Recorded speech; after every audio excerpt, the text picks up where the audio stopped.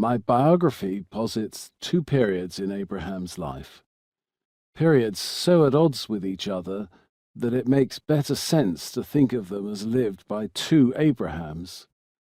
I call them Abraham 1 and Abraham 2, or the first Abraham and the second Abraham.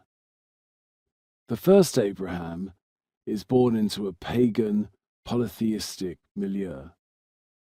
In mid-adulthood, he invents himself as an inquiring, skeptical, independent-minded public intellectual, daring to know, reasoning himself towards monotheism and contemptuous of superstition. He addresses the inhabitants of his native Mesopotamian city of Ur, endeavoring to persuade them to think like him. He adopts various adversarial, iconoclastic modes, challenging, mocking, statue smashing. This noisy, combative activity comes to the attention of the city authorities. Abraham is arrested for advocating doctrines subversive of received religious truths.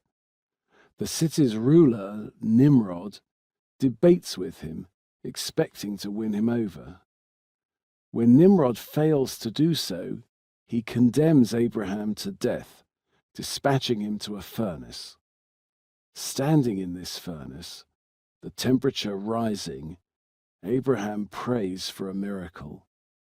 "Save me from death, liberate me from this society."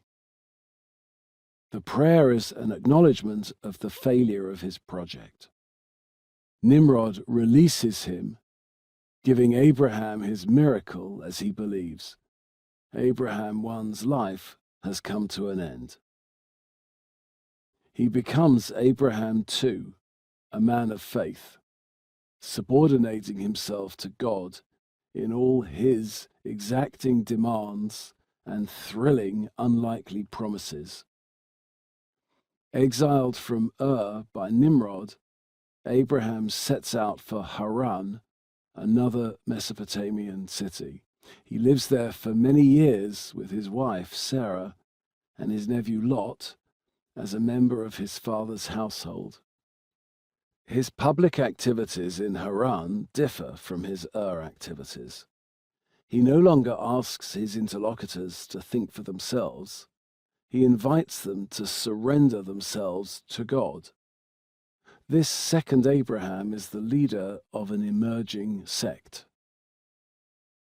At a certain moment in this period, he's addressed by God. In this first message, Abraham is instructed to leave Haran and go to another land, leaving his father, Terach, behind.